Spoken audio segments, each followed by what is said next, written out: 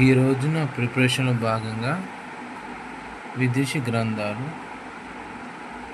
శాతవాహనుల చరిత్ర గల ఆధారాలు, ఒకటి సాహిత్య ఆధారాలు వచ్చేసి విదేశీ గ్రంథాలు, ఒకటి గ్రీకు రాయబారి రాసిన మెగస్తనీస్ రాసిన ఇండికా గ్రంథంలోని ఆంధ్రులకు 35 కోటల నగరాలు ఉన్నాయి, 1,00,000 కాల్బలం, 2,000 అశ్విక బలం, 1,000 గజ బలం ఉన్నట్లు పేర్కొన్నారు. మెగాస్తనీస్ ఈ రోజున ప్రిపరేషన్లో భాగంగా విదేశీ గ్రంథాలు, శాతవాహనుల చరిత్ర గల ఆధారాలు, ఒకటి సాహిత్య ఆధారాలు వచ్చేసి విదేశీ గ్రంథాలు,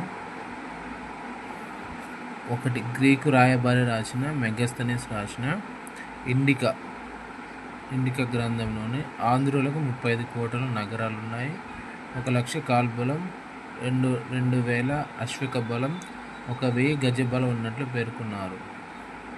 మెగాస్తనీస్ స్వదేశీ గ్రంథాలు, పురాణాలు, బౌద్ధ జాతక కథలు, జైన గ్రంథాలు.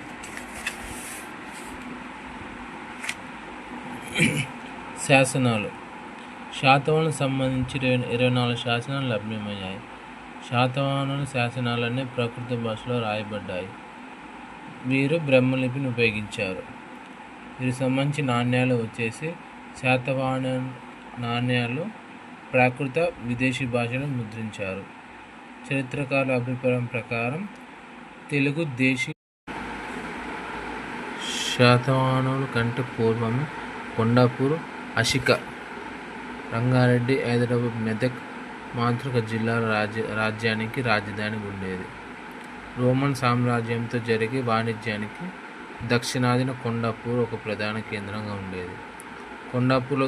కొండాపూర్లో టైబేరియస్ కైసర్ చిహ్నం గల రోమన్ స్పెక్టేషన్ చేసిన కంఠారం దొరికినది.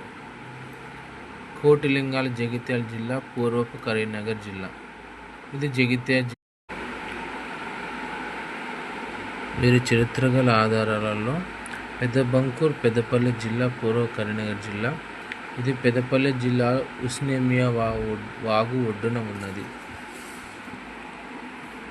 పెద్దబంకూరులో ఒక రైతు పొలంలో 22,000కు పైగా ఉన్న శాతవాహన కుండ దొరికింది.